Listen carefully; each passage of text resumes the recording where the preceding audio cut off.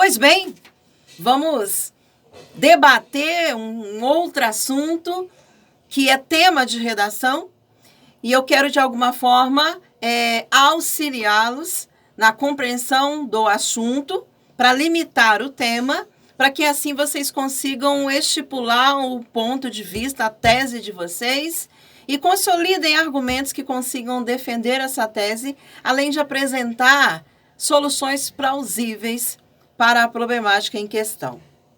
O tema é os desafios de isolamento no mundo. Nas últimas semanas, o isolamento social se tornou o centro das estratégias globais de combate ao vírus.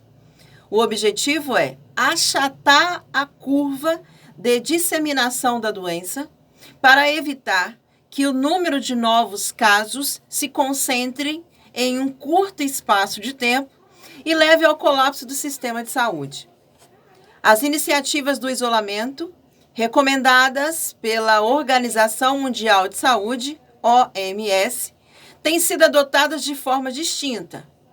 Há países que ameaçam prender ou multar pessoas que saem às ruas para realizar atividades que não envolvam a compra de alimentos ou remédios, enquanto outros países determinam o fechamento de estabelecimentos e recomendam que os cidadãos permaneçam em casa, porém não impõem penalidades.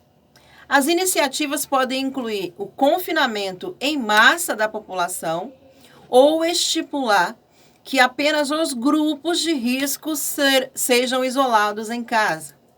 Hoje, a OMS estima que 1/3 da população mundial está sob isolamento social, o que representa 2,8 bilhões de pessoas. No Brasil, o governo federal tem se posicionado contra o confinamento em massa. Já os estados de São Paulo, Rio de Janeiro, Espírito Santo e outros estados brasileiros determinaram o fechamento de escolas e estabelecimentos considerados não essenciais, recomendando, então, desde o último dia 24 de março, que todos fiquem em casa. Um estudo designado como Tracking de Coronavírus, ou a Covid-19, feito pela empresa de pesquisa de mercado independente Ipsos, ouviu cerca de 14 mil pessoas entre 29 e 21 de março no Brasil e em outros 13 países e constatou que 44% dos brasileiros consideram o isolamento social medida eficaz para combater a disseminação do vírus. Em países como Itália, Espanha, França e em toda a América do Sul, com exceção do Uruguai, só excepcionalmente os cidadãos saem de casa, somente os cidadãos que precisam excepcionalmente para suas funções que não tem não se tem alternativa de se isolar. Quem desobedece às regras de isolamento está sujeito a multas. Então, a polícia patrulha 24 horas as ruas para garantir essa fiscalização. Na Argentina, quando eram 30 somente os casos confirmados da doença, o governo suspendeu a entrada de voos procedentes da Europa, China, Coreia do Sul, dos Estados Unidos e do Irã, decretando em seguida o isolamento total da população de cerca de 40 milhões de habitantes. Quem desobedece pode ser multado.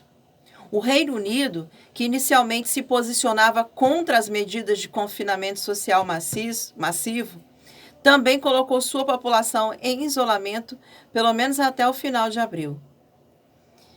Epicentro inicial da epidemia, 2 meses depois da imposição de isolamento e confinamento da população de cerca de 11 milhões de pessoas, a cidade de Wuhan, na China, começou a aliviar as restrições do isolamento social, previsto para ser suspenso na data de ontem, dia 8 de abril. À medida que os espaços públicos se tornam vazios, em todo o mundo, cresce a preocupação com a saúde mental dos indivíduos enclausurados. levando especialistas a até avaliar os possíveis impactos do isolamento e confinamento da população. Em 26 de fevereiro, a revista The Lancet publicou revisão de artigos relacionados ao tema. Nela, analisou estudos que procuram mensurar as possíveis consequências do isolamento social atual, considerando tratar-se de situação provisória que tende a normalizar. Se uma das conclusões chama atenção para a possibilidade de o impacto psicológico ser mais amplo e duradouro do que inicialmente se esperava, a revisão também enfatiza que os efeitos psicológicos da não adoção de medidas de isolamento social, com a potencial disseminação indiscriminada da doença, podem ser ainda piores. Pesquisadores envolvidos no esforço de revisão dos estudos argumentam que é necessário criar iniciativas para que a experiência do confinamento seja a mais tolerável possível. Isso envolve esforço da comunicação por parte dos governantes, com explicações claras à sociedade, e estamos vendo isso em grande parte da população mundial. E, além disso tudo, informações acerca da duração do isolamento e garantia do fornecimento de água, luz, comida e medicamentos a estes. Campanhas para incentivar a solidariedade social também são recomendadas. Essas ações são consideradas essenciais para evitar consequências de longo prazo que fatalmente acabariam por onerar o sistema de saúde com novas demandas de tratamento ou agravamento de doenças de saúde mental. Estudos ainda indicam que o isolamento crônico traz consequências negativas até mesmo para as pessoas saudáveis. Por quê? O que nós percebemos? Um dos problemas é o aumento de 29% do risco de desenvolver doença coronária, certo? Porém, o levantamento evidencia que entre pessoas acima de 60 anos, o isolamento social de longo prazo eleva também o risco de desenvolver demência, enquanto a solidão entre os pacientes com problemas cardiovasculares expande em até 4 vezes o risco de morte. O Instituto de Epidemiologia, Bioestatística e Prevenção da Universidade de Zurique, publicada em agosto de 2019, na revista PLOS ONE, identificou que pessoas socialmente isoladas, independente da idade, apresentam comportamento pouco saudáveis em relação à alimentação e atividade física. Apesar de atingir a todos, os pesquisadores enfatizam que há grupos mais vulneráveis ao isolamento social. No caso da atual pandemia, esses grupos são os idosos, mais suscetíveis à doença. Profissionais da área da saúde também, pessoas com transtornos mentais, além de crianças e adolescentes. Nas últimas semanas, 157 países suspenderam as atividades escolares e, segundo a Organização das Nações Unidas para a Educação, a Ciência e a Cultura, a Unesco, há mais de 850 milhões de estudantes sem aulas no momento. Muitos deles dependem da escola para alimentar-se adequadamente. Além disso, o confinamento em espaços pequenos pode resultar em aumento da violência doméstica, algo que atinge não somente as crianças, mas, sobretudo, as mulheres, conforme alerta a entidade da OMS para a Igualdade de Gênero e Empoderamento das Mulheres, ONU Mulheres.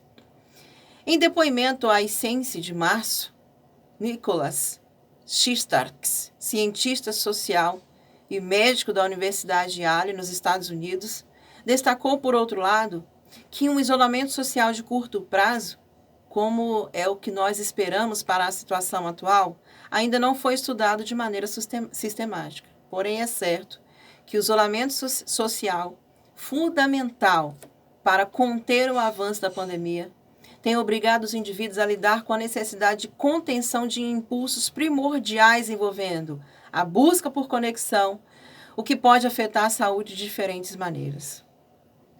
com sede na cidade norte-americana de Atlanta, pesquisadores do Centro de Prevenção e Controle de Doenças, CDC, destacam que os sentimentos de medo e ansiedade em relação ao vírus podem causar dificuldade de concentração e distúrbios de sono, além de motivar o aumento do uso de substâncias como o álcool e o tabaco.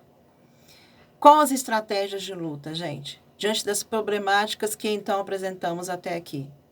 Ao considerar que realmente o isolamento social é uma medida essencial para combater o vírus, a OMS e pesquisadores da área da saúde mental indicam a necessidade dos indivíduos desenvolverem estratégias para lidar com o estresse ocasionado pela situação.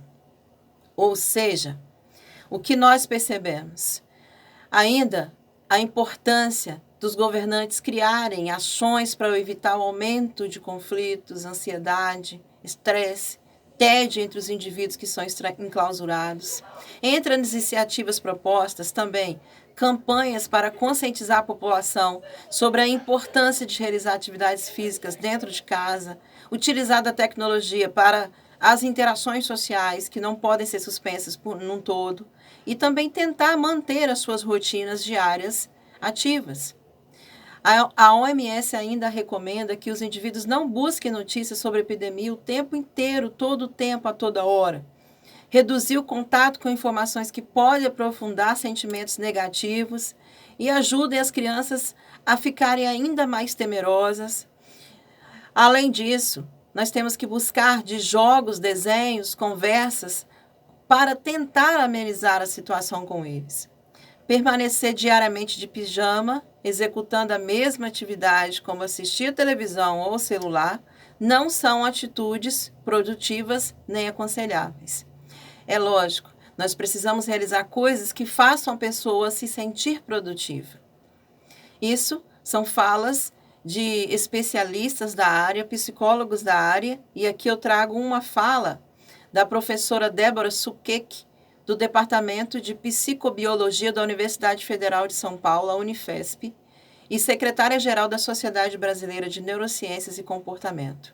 Suquec observa que se sentir sozinho é diferente de estar isolado socialmente.